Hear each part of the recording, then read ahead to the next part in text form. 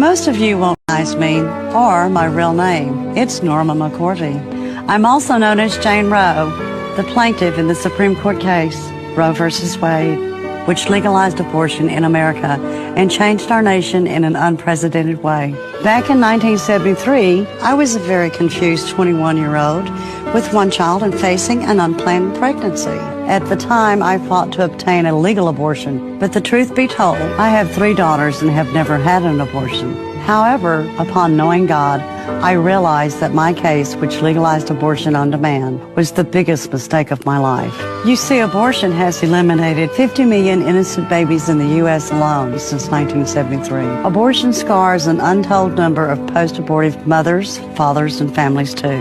You read about me in history books, but now I'm dedicated to spreading the truth about preserving the dignity of all human life from natural conception. Planned Parenthood hails founder Margaret Sanger as a champion of civil rights. But one thing they don't talk about is the racism behind her fight to legalize abortion. A group of African-American leaders want to focus attention on her ideology and how it affected black birth rates. Abigail Robertson has more on this story.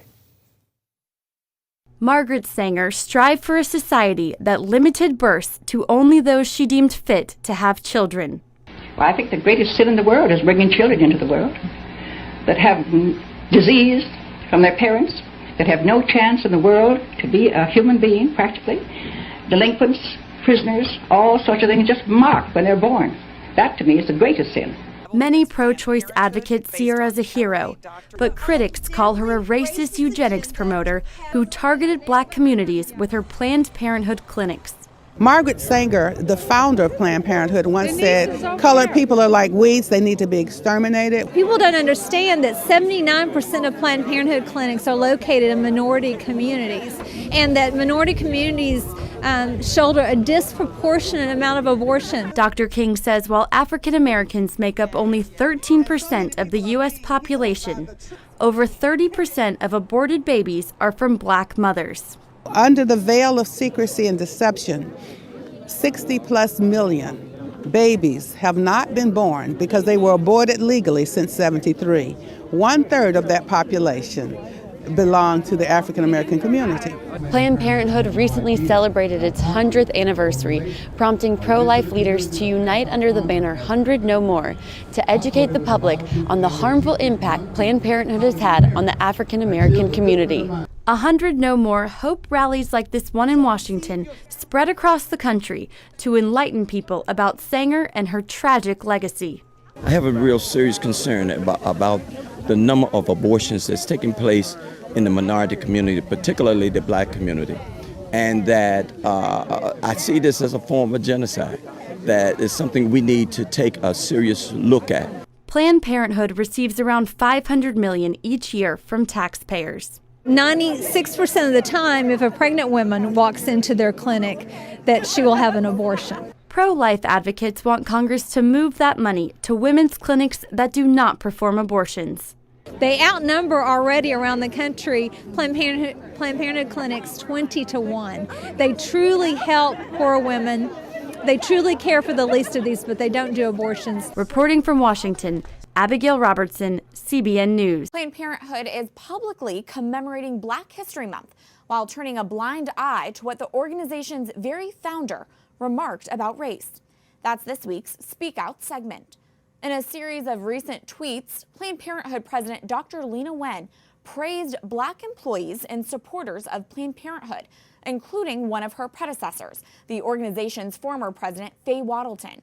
But Wen's posts overlooked Planned Parenthood founder Margaret Sanger's writings on race. In her autobiography, Sanger wrote that she spoke at a 1926 Ku Klux Klan rally.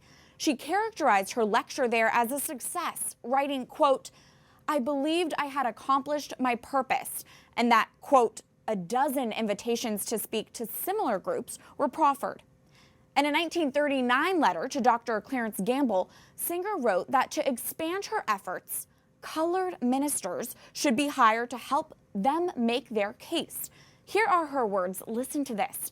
"The most successful educational approach to the Negro is through a religious appeal. We don't want the word to go out that we want to exterminate the Negro population. And the minister is the man who can straighten out that idea if it ever occurs to any of their more rebellious members. This disdain for African Americans is not just a stain in the organization's past, it is ongoing in their work today. Black babies are aborted at a disproportionate rate in the U.S. population. According to the Centers for Disease Control, abortion rates in 2008 for non-Hispanic Black and Hispanic teenagers were 2 to 3 times higher than the rates for non-Hispanic white teenagers. The fact Planned Parenthood claims to celebrate Black History Month while not acknowledging these facts speaks to its hypocrisy and lies. Do not trust Planned Parenthood and do not fall for their propaganda, not during Black History Month or for any month for that matter. And right now, white people are really frightened.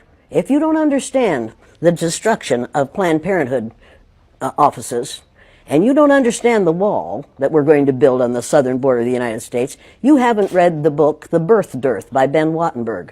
Ben Wattenberg was a brilliant Jewish man who was a member of the American Enterprise Institute, and he wrote a book, the first paragraph of which says, "The main problem confronting the United States today is there aren't enough white babies being born in this country."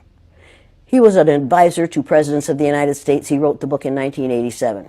He says if we don't change this and change it rapidly, white people will lose their numerical majority in this country, and this will no longer be a white man's land. Now, I'm not misrepresenting this. I'm telling you almost exactly what he says. He says there are 3 things we can do to solve this. Number 1, we could pay women to have babies, as they have been doing in Western European nations for years. Then he says, and these are his words, not mine, unfortunately, we would have to pay women of all colors to have babies, so we don't want to do that. He says the second thing we could do is increase the number of legal immigrants that are allowed into this country every year. Then once again he says, unfortunately, the vast majority of those wanting to come to this country today are people of color, so we don't want to do that. The third thing he says, and women had better pay attention to this, 60% of the fetuses that are aborted every year are white. If we could keep that 60% alive, that would solve our birth dearth. Does that sound like racism to you? Can you talk a little bit about the trauma associated with? The trauma associated with it? Yeah. One of the main traumas is it tells white people that they are superior because of the lack of melanin in their skin. And then they find out suddenly that we've got a black president. That's traumatic. That's where the trauma is.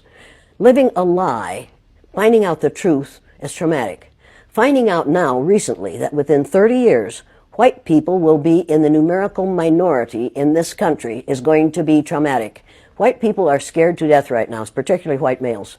They're scared to death that they are going to lose their power in the future. And they are. But if you want to get ready for the future, if you want to be treated well in the future, treat others well in the present. What we do in the present constructs the future. We called the Japanese, and you'll pardon me, but this is what we called them, slant-eyed little yellow We didn't say that about the Germans.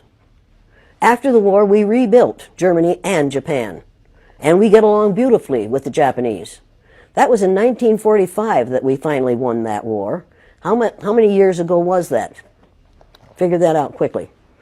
I'm not a math person, but... You're not a math person, but you know it wasn't that far. Right. And it didn't take 50 years for us to have peace with the Japanese and the Germans. Even though we dropped 2 atomic bombs on Japan.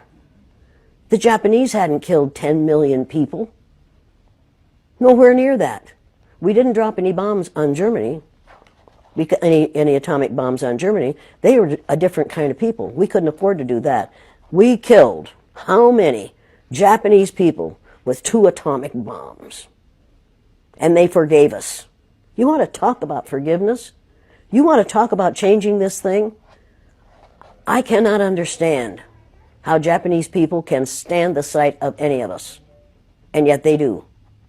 I cannot understand why black people who have been subjected to the ugliness that they've been subjected to in this country can get up every morning and go to work among us and not be absolutely furious.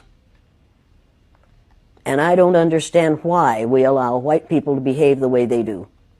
I don't understand that. And my 3rd graders, after they'd gone through the exercise, couldn't understand it and wouldn't tolerate it.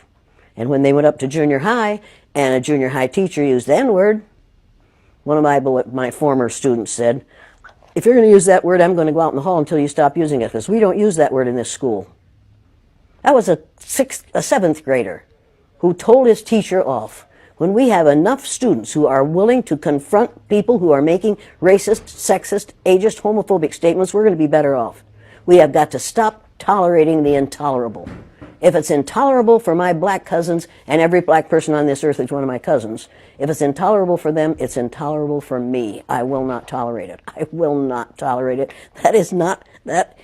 I am required not to tolerate that kind of treatment for the people who are related to me. And that's every person on the face of the earth. If your ignorance is such that you'll mistreat somebody because of your ignorance about the color of their skin, don't do it around me. Number one, I've been threatened with death lots of times. Now I say, go for it, fool. My husband died 4 years ago. Being with him would not be a bad thing for me. Death is not the worst thing that can happen to you. Living a worthless, useless life is much worse than dying. A truly wonderful person, Mary Miller, respected by everybody. Mary, come on up. Come on up.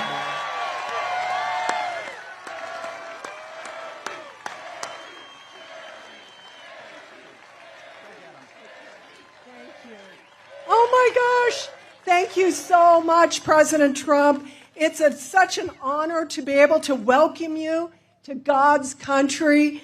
I'm in front of this massive crowd that loves you.